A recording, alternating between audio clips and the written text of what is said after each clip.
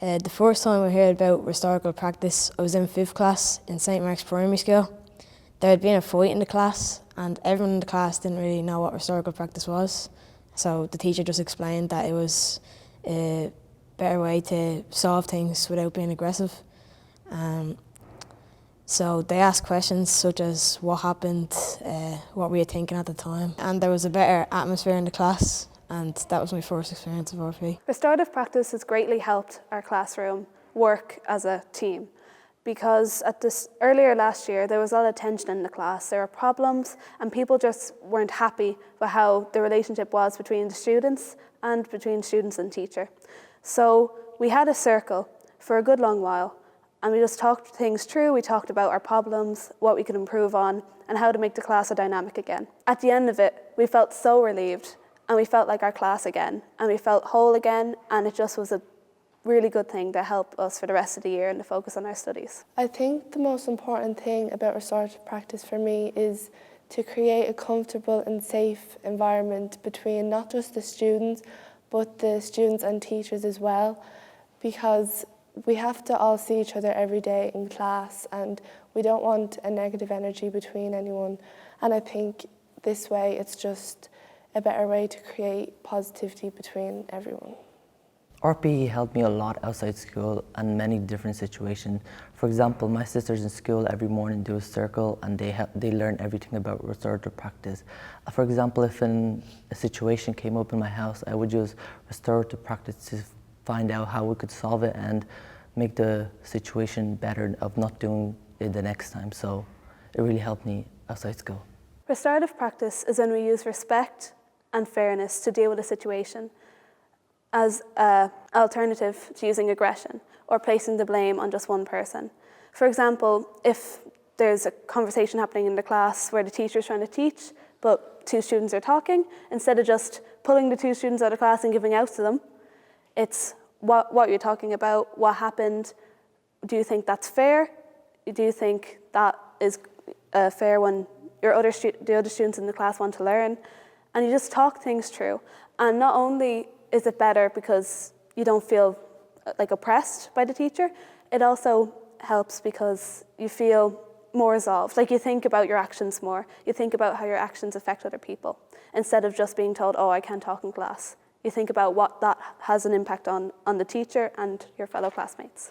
Yeah, I think RP works because if a teacher took you outside the classroom, she'd be like shouting at you aggressively. And if you used restorative practice, the teacher is being more kind, so it just brings a good atmosphere around the class. No, I don't think RP is only used to repair harm, because you could also use it to build relationships in classrooms and in schools. Like, for example, if everybody in the class sat around in a circle and went around and said how they felt that day, like on a scale of 1 to 10, and then they would be asked why do they feel like that, and I think they would just feel closer to their students, their classmates, and then it would help build their relationships and make them feel more comfortable in their school. So a large part of restorative practice being used in our school are circles. So when you're in a classroom with your teacher might turn around and ask the class to move the tables out of the way and come into a circle, and the teacher will then sit up in the circle with everybody else with their talking piece, and you're only allowed to talk when you have the talking piece, which creates sort of a listening environment in your circle and everybody feels like they have a voice, whereas sometimes in class some people might not feel like that. So sometimes the teacher just goes around the class asking people how they are, how they feel, on a scale of 1 to 10, did they have a good weekend?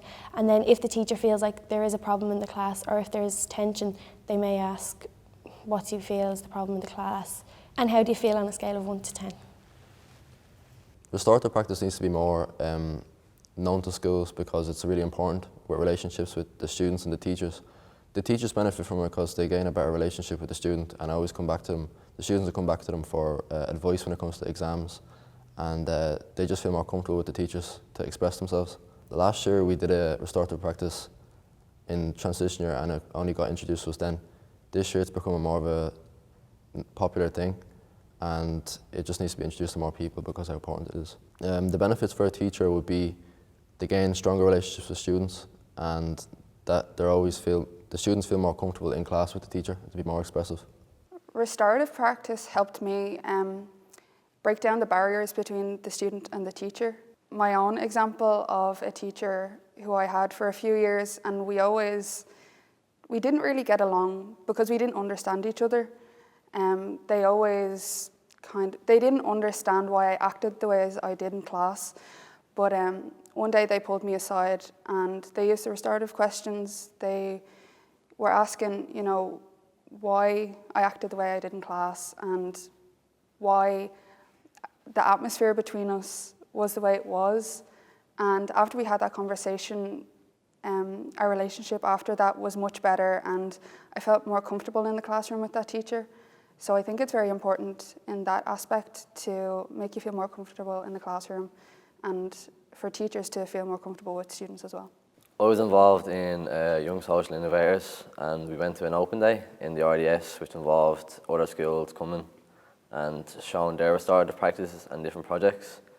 And the whole day basically went that we would do a drama and show other schools how to do restorative practice, and that spread to other schools, and it helps to show why restorative practice is important, because it shows the teachers can get a better relationship with the students, and then the students will have a better relationship and they won't feel as bad when it comes to them getting in trouble, because they know it's going to be sorted out with restorative practice. I think another way to spread restorative practice is doing workshops in the schools. I done a workshop last year in TY and it really helped me. I think to spread restorative practice more is to introduce it to the first years when they first come into the school, so that if there is a problem in the class and the teacher announces that they're going to use restorative practice, that it's not alien to them, that they don't know what it is, and that they'd be more comfortable using it in their everyday life. I believe that emotional literacy is very powerful if it was to be used with first years, because they'd be more comfortable to talk about their feelings and be able to go to a teacher or sit in a circle and to be able to say, I am hurt, I am sad, and it would be better so they're not bottling up their emotions.